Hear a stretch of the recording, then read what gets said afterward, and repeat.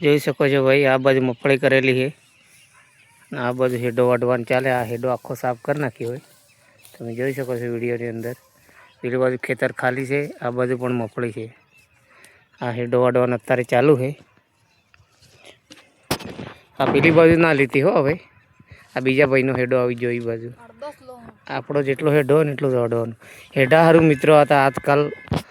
હવે ચોમાસું બેસી ગયું એટલે હેડા સારું ઘણી લડાઈ થતી હોય છે. એટલે જુઓ, તમે જોઈ શકો ભાઈ, અમે જે હેડો વાઢ્યો હોય આવી રીતના કોઈ એ ભાઈ હામલા ભાઈને ના કાઠો લાગે કે ભાઈ અમારો હેડો વાઢી લીધો. તમે જોઈ શકો વિડીયોની અંદર. જુઓ, આ બાજુ અમારું ખેતર છે, તો અમે આ હેડો વાઢ્યો હોય એમાં પેલા ભાઈને અડધું વાઢી દીધું છે, બરાબર.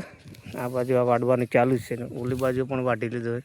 એક મોટું આ થોક છે ખડનું, જુઓ કેટલું મોટું થઈ ગયું છે. જોઈ શકો. એને આ હમણાં નથી વાઢવાનું, થોડા દિવસ રાખવાનું એટલે મોટું થઈ જાય. આ બાજુ જોઈ શકો તમે, આ બાજુ ટાંકો છે અને આ બાજુ ગામે. આ અમારી મગફળી કરેલી 1 નંબર. જોઈ શકો છો. હવે ગાળો મળવાની થોડા દિવસો બાકી આવ્યા, 10 દિવસમાં ગાળો મળી જશે. આ બાજુ અમારે હેડો વાઢવાનો ચાલુ હતું. આ હેડો વાઢે છે. આપણે તો ખાલી વિડીયો જ ઉતારવાવાળા, આપણે મોબાઈલમાં દેખવાનો વિડીયો ઉતારવાનો, આપણે હેડો નહીં વાઢવાનો. આવું કામ બૈરાને કરવાનું હોય, માણસને કરવાનું ના આવે. માણસને કાંઈ કરવાનું આવે નહીં. માણસ કામ ના કરે, માણસ ખાય નહીં, કામ ખાય તો ખરો. માણસ આખા ઘરનું ધ્યાન રાખે. માણસ તો આખા ઘરનું ધ્યાન રાખે. બૈરાને તો શું કરવા, રોટલા કરીને આલવાનું, ઘરનું ધ્યાન રાખવાનું હોય. માણસ આખા ગામનું ખેતીનું અમે ધ્યાન કરીએ, પણ હેડો તો વાઢવો પડે ને. કેમ કે આપણે એક ભેંસ છે, બરાબર, એના માટે આ હેડો વાઢવામાં આવે તો આપણે શું કરવા વાઢવો પડે. એક ભેંસ છે એના માટે આ સ્પેશિયલ હેડો વાઢવામાં આવે. તો એકદમ ઘાસે મસ્ત થઈ ગયું, તમે જોઈ શકો છો વિડીયોની અંદર. ભાઈ, રસોડાનું કામ અને આ હેડા વાઢવાનું પછી લેંદવાનું એવું બધું બૈરે ના આવે, એવું બધું માણસોને નહીં આવે.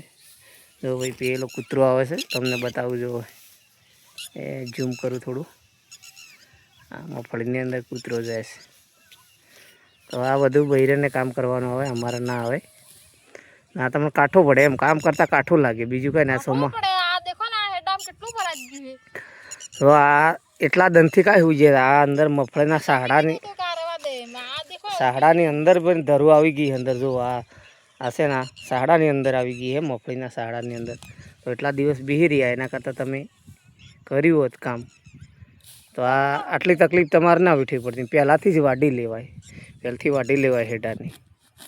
જો આ મગફળીની સાહડાની અંદર ધરું આવી ગઈ છે.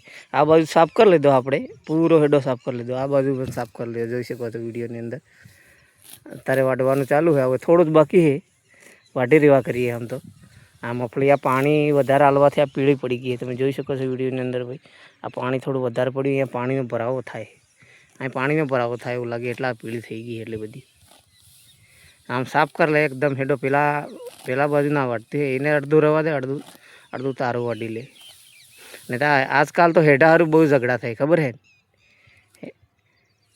હેડો ખાલી થોડો વઢાયો, ઘાસ હારું કે એમને બી સારો લઈ જવો પડે. હેડા હારું ઘણા ઝઘડા થતા હોય. એટલે આપણે ખાસ આપણામાં જે ભાગમાં આવતું એટલું જ વાઢવાનું, વધારે નહીં વાઢવાનું.